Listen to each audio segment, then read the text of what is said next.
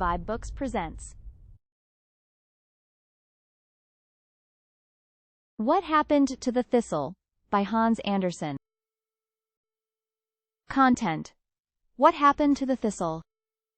Around a lordly old mansion was a beautiful, well-kept garden, full of all kinds of rare trees and flowers. Guests always expressed their delight and admiration at the sight of its wonders. The people from far and near used to come on Sundays and holidays and ask permission to see it. Even whole schools made excursions for the sole purpose of seeing its beauties. Near the fence that separated the garden from the meadow stood an immense thistle. It was an uncommonly large and fine thistle, with several branches spreading out just above the root, and altogether was so strong and full as to make it well worthy of the name Thistlebush. No one ever noticed it, save the old donkey that pulled the milk cart for the dairymaids. He stood grazing in the meadow hard by and stretched his old neck to reach the thistle, saying, "You are beautiful. I should like to eat you." But the tether was too short to allow him to reach the thistle, so he did not eat it. There were guests at the hall, fine aristocratic relatives from town,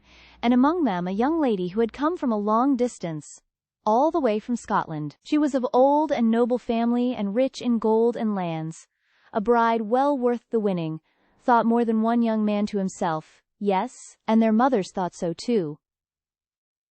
The young people amused themselves on the lawn, playing croquet and flitting about among the flowers, each young girl gathering a flower to put in the buttonhole of some one of the gentlemen. The young Scotch lady looked about for a flower, but none of them seemed to please her, until, happening to glance over the fence, she espied the fine, large thistle bush, full of bluish-red, sturdy-looking flowers. She smiled as she saw it, and begged the son of the house to get one of them for her. "That is Scotland's flower," she said.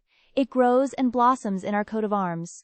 Get that one yonder for me, please." And he gathered the finest of the thistle flowers, though he pricked his fingers as much in doing so as if it had been growing on a wild rose bush. She took the flower and put it in his buttonhole, which made him feel greatly honored. Each of the other young men would gladly have given up his graceful garden flower, if he might have worn the one given by the delicate hands of the Scotch girl. As keenly as the son of the house felt the honor conferred upon him, the thistle felt even more highly honored. It seemed to feel dew and sunshine going through it. "It seems I am of more consequence than I thought," it said to itself. "I ought by rights to stand inside and not outside the fence. One gets strangely placed in this world, but now I have at least one of my flowers over the fence, and not only there but in a buttonhole." To each one of its buds as it opened, the thistlebush told this great event, and not many days had passed before it heard, not from the people who passed, nor yet from the twittering of little birds, but from the air, which gives out far and wide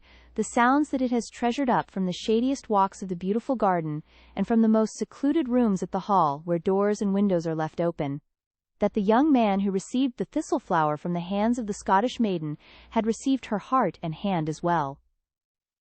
"That is my doing," said the thistle, thinking of the flower she had given to the buttonhole, and every new flower that came was told of this wonderful event. "Surely I shall now be taken and planted in the garden," thought the thistle. "Perhaps I shall be put into a flower pot, for that is by far the most honorable position." It thought of this so long that it ended by saying to itself with the firm conviction of truth, "I shall be planted in a flower pot." It promised every little bud that came that it also should be placed in a pot, and perhaps have a place in a buttonhole, that being the highest position one could aspire to. But none of them got into a flower pot, and still less into a gentleman's buttonhole. They lived on light and air, and drank sunshine in the day and dew at night. They received visits from bee and hornet, who came to look for the honey in the flower, and who took the honey and left the flower. "The good-for-nothing fellows," said the thistlebush. "I would pierce them if I could." The flowers drooped and faded, but new ones always came. "You come as if you had been sent," said the thistlebush to them. "I am expecting every moment to be taken over the fence." A couple of harmless daisies and a huge, thin plant of canary grass listened to this with the deepest respect, believing all they heard. The old donkey, that had to pull the milk cart, cast longing looks toward the blooming thistle, and tried to reach it, but his tether was too short. And the thistlebush thought and thought so much and so long of the Scotch thistle, to whom it believed itself related, that at last it fancied it had come from Scotland, and that its parents had grown into the Scottish arms. It was a great thought, but a great thistle may well have great thoughts. Sometimes one is of noble race, even if one does not know it, said the nettle, growing close by. It had a kind of presentiment that it might be turned into muslin, if properly treated. The summer passed, and the autumn passed. The leaves fell from the trees. The flowers came with stronger colors and less perfume. The gardener's lad sang on the other side of the fence, up the hill and down the hill. That's the way of the world still. The young pine trees in the wood began to feel a longing for Christmas, though Christmas was still a long way off. Here I am still, said the thistle. It seems that I am quite forgotten, and yet it was I who made the match. They were engaged, and now they are married. The wedding was a week ago. I do not make a single step forward, for I cannot. Some weeks passed.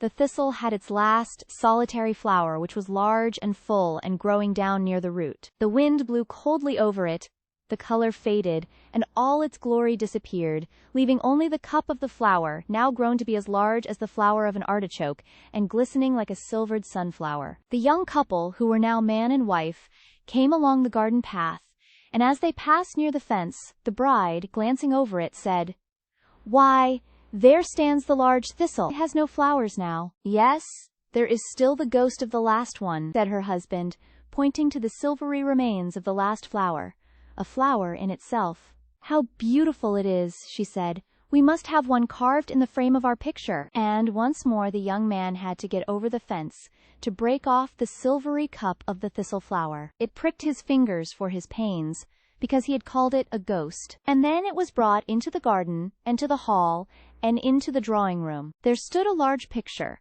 the portraits of the two, and in the bridegroom's buttonhole was painted a thistle. They talked of it, and of the flower cup they had brought in with them, the last silver-shimmering thistle flower that was to be reproduced in the carving of the frame.